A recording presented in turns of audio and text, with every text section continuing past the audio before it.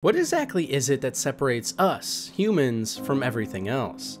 Why is it that we fight so hard for the lives of people we don't even know, yet allow for the slaughtering of millions of apparently lower life forms without even a second thought?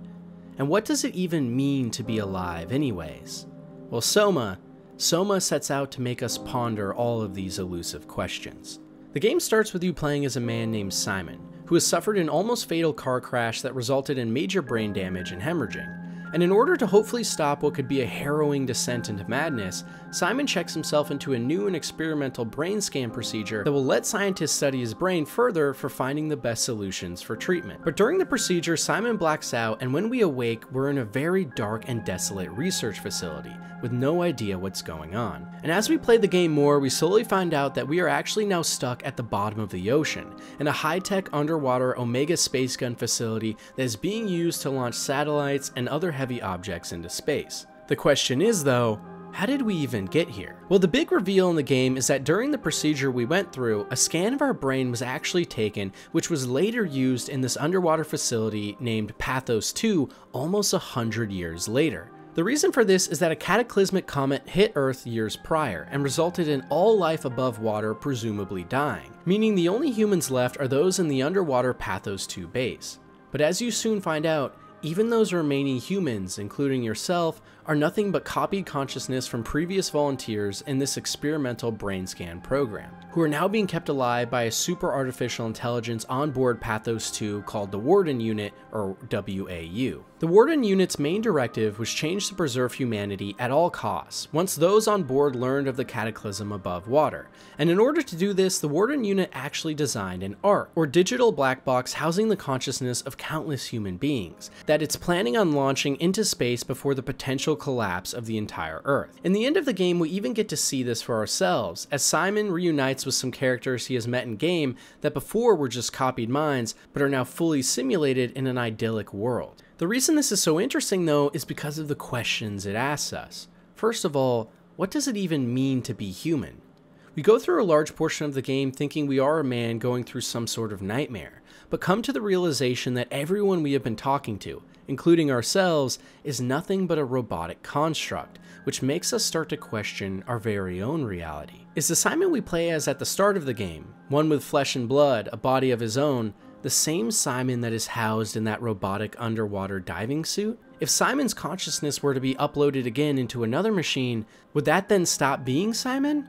Would that simply be him yet again? The reason this thought experiment is so important, though, is the same reason we are okay with killing animals for food, but not other people: our consciousness. It's maybe the least well understood idea in all of science, which is especially compelling considering we may be on the advent of true AI in our real lives here soon. And the reason it's so compelling is because for many of us, it's our answer to what makes us human. Other animals feel pain, joy, or anger. Simply get a pet dog or pig if you want confirmation of that. But what separates us from other primitive beasts, at least by our current estimations, is that we have some sort of higher sense of self and purpose, a consciousness. But in SOMA, we are met with some barriers to this assumption. If consciousness is what makes us human, then would a robot or AI that could mimic that be human too? If and when we can copy our own sense of self into computer storage, would that iteration of us now live on for eternity as a human that never dies?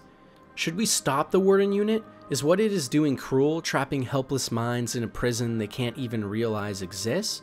Or is it the prudent thing to do, to preserve creatures that can feel? And if that somehow doesn't take away something in our humanity, then what is it that actually makes us so special in the first place? It's a fascinating question, and one that can consume you if you let it. In SOMA, there's even a moment where we can watch the recording of a man slowly discovering that he's not actually himself, but just a copy of who he was, now placed in a machine.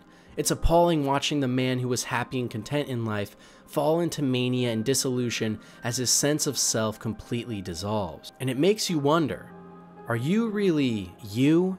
Because if you are, what exactly makes you, you? If you woke up tomorrow in a new body, would you still be the same person? Or if your brain was placed into a vat, like say the Matrix, from which you could live in a dream state forever, then who are you? The man in the vat, or the man in the dream?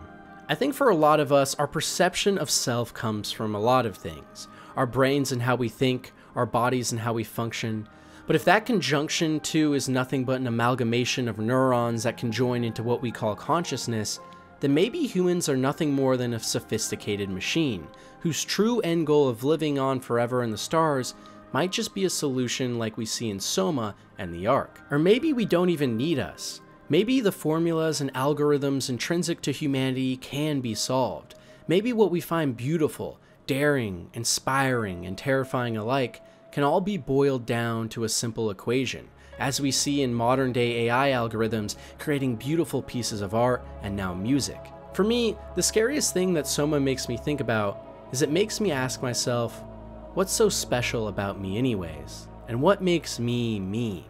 It's one of those questions we may never be able to answer, and by the time we can, it's probably already too late. But as sad as it sounds, I see it in a beautiful light too. Maybe that sense of happiness, of freedom, of looking out into the stars and dreaming of more, maybe that which at its very core makes us human is something that we can solve, and something we can give back and spread throughout the rest of the universe. The Fermi paradox asks why we haven't found any intelligent alien species yet in a universe with every likelihood pointing to the fact that we should have. Well, maybe it's because instead of looking for them, we need to make them instead. In fact, maybe that's all we are in the first place, a simulation of sorts. And if we are, maybe that doesn't actually even change anything, no matter how weird it makes you feel. Maybe a compiled version of you has just as many feelings and emotions, as many wants and desires, and just as much meaning as the real you. Some questions to think about, for sure.